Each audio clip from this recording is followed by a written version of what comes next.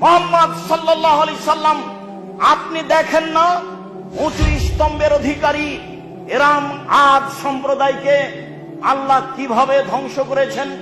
লাম ইখলাক মিসলুহা ফিল বিলাদ, এত শক্তিশালী জাতি আল্লাহ পৃথিবীতে আর কখনো কোথাও সৃষ্টি করেননি, কিয়ামত পর্যন্ত করবেন না।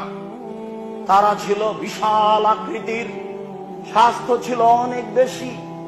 হয়তোবা মিশরের পিরামিড এরাই তৈরি করে হতে পারে। কে করেছে, কিভাবে করলো, মানুষ জানে না। একটা পাথরের ওজন প্রায় 27 টন। একটা ক্রেন একটা পাথর বহন করতে পারে 16 থেকে 17 টন।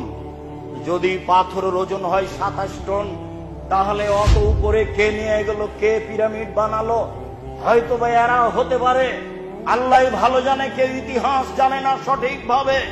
তবে আদ সম্প্রদায় এমন জাতি ছিল, আল্লাহ বলছেন লাম ইখলাক মিসলুহা ফিল বিলাদ, আমি এমন জাতি তাদের সৃষ্টি করেছিলাম শক্তিশালী। পৃথিবীর মাটিতে এত শক্তিশালী জাতি আমি আর কখনো সৃষ্টি করিনি।